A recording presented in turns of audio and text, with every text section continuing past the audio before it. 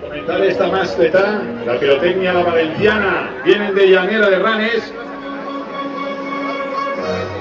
mascletá que han preparado con muchísimo cariño. No quiero más vida que su vida, ¡vamos a comenzar la mascletá!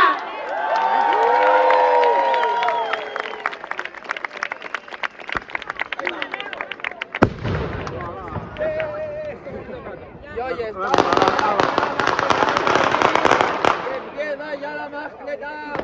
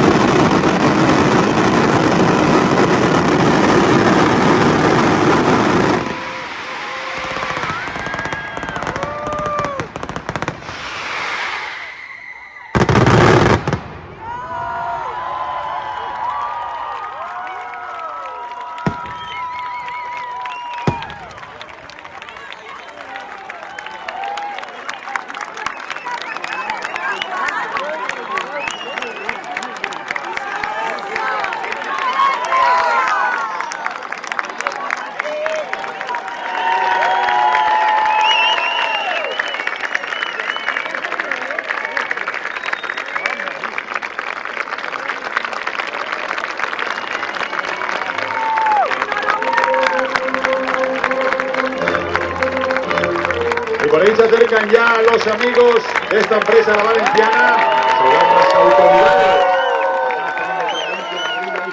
Falleras Mayores de Valencia, sus cortes de todo el mundo. José Manuel Crespo al frente de esta empresa la valenciana de Mera de Ranes. Saludando también ahora al público y acercándose aquí hacia la tribuna a saludar a las autoridades y Falleras Mayores de Valencia.